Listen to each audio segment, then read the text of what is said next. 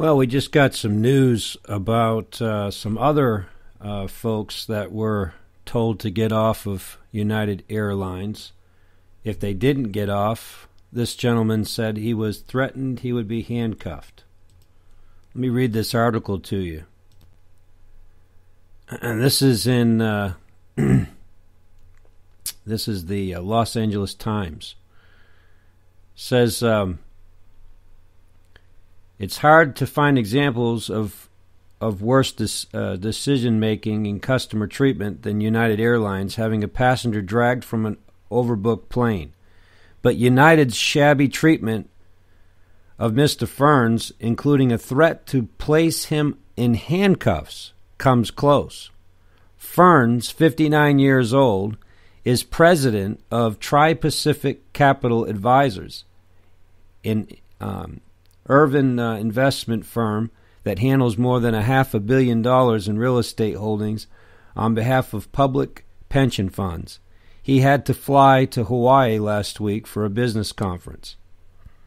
Ferns needed to return early, so he paid about $1,000 for a full-fare, first-class ticket to Los Angeles. He boarded the aircraft at Laihu in an airport on the island of Kauai, took his seat and enjoyed a complimentary glass of orange juice while awaiting takeoff. Then, as Ferns tells it, a United employee rushed onto the aircraft and informed him that he had to get off the plane. I asked why. He told me they said the flight was overfull. Ferns, like the doctor at the center of the viral video from Sunday night, held his ground. He was already on the plane, already seated. He shouldn't have to disembark. That's when they told me they needed the seat for somebody more important who came at the last minute. Ferns said, they said they have a priority list, and this other person was higher on the list than me. Can you believe this, folks? Apparently, United had some mechanical troubles with, this is why they were overbooked. Apparently, United had some mechanical troubles with the aircraft scheduled to make the flight. So the carrier swapped out that plane with a slightly smaller one with fewer first-class seats. Suddenly, it had more first-class passengers than it knew what to do with. So it turned to its How to Screw Over Customers handbook and determined that the one in higher standing, more miles flown presumably, gets the seat and the other first-class passenger, even though he's a member of the frequent flyer program, gets the boot. Whew. It says, then Mr. Ferns said, I understand you might bump people because of a flight is full, Ferns said, but they didn't say anything at the gate. I was already in my seat, and now they were telling me I had no choice. They said they'd put me in cuffs if they had to. You couldn't make this stuff up if you tried. It shouldn't make any difference where a passenger is seated or how much he or she is paid for their ticket. But you have to admire the sheer guts of United putting the arm on a full-fare, first-class traveler. If there's anybody whose business you want to safeguard and cultivate, it's that person. So how could United possibly make this worse or makes things worse? Not to worry. This is the airline that knows how to add insult to injury. A United employee responding to Ferns' complaint that he shouldn't have to miss the flight compromised by downgrading him to economy class and placing him in the middle seat between a married couple who were in the midst of a nasty fight and refused to be seated next to each other. They argued the whole way back, Ferns recalled, nearly 6 hours. It was a lot of fun. Back in Southern California, he consulted his lawyer and then wrote to United's chief executive who commended the airline workers after the passenger dragged incident for continuing to go above and beyond to ensure we fly right. Ferns requested a full refund for his flight from Hawaii and asked for United to make a $25,000 donation to the charity of his choice. This is how rich guys do it. He received an email back from a United apologizing that Ferns apparently had an unpleasant experience, but no, forget about a refund. As for that charitable donation, what are you kidding? A hard no on that. Instead of the service rep offered no refunds. You believe that? No refunds to Ferns. The difference between his first class ticket and an economy ticket.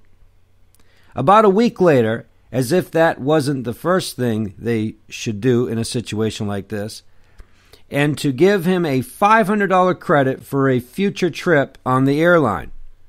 Despite the negative experience, we hope to have your continued support, the rep concluded.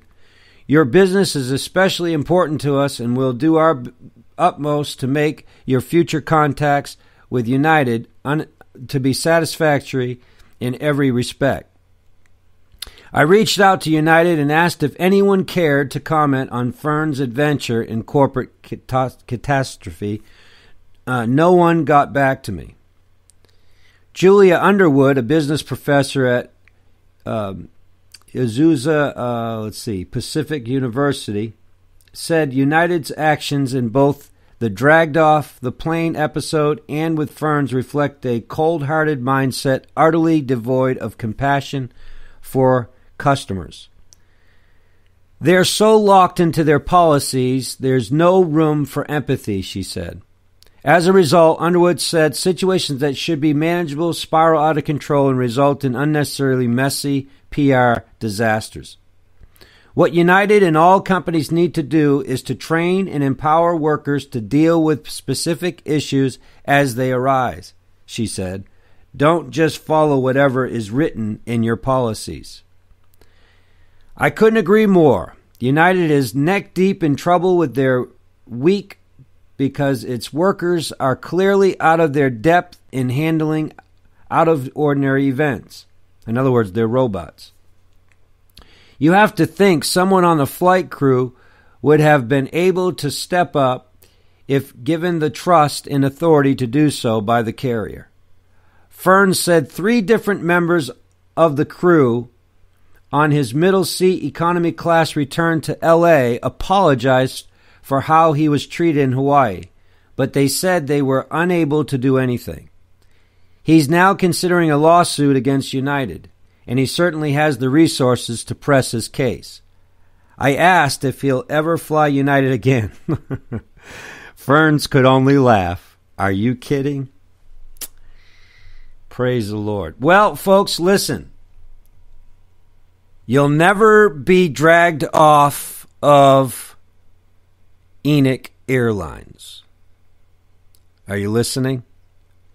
You will never be dragged off of Airlines. And you won't be dragged off the airline that's going to be the Rapture either. Folks, listen.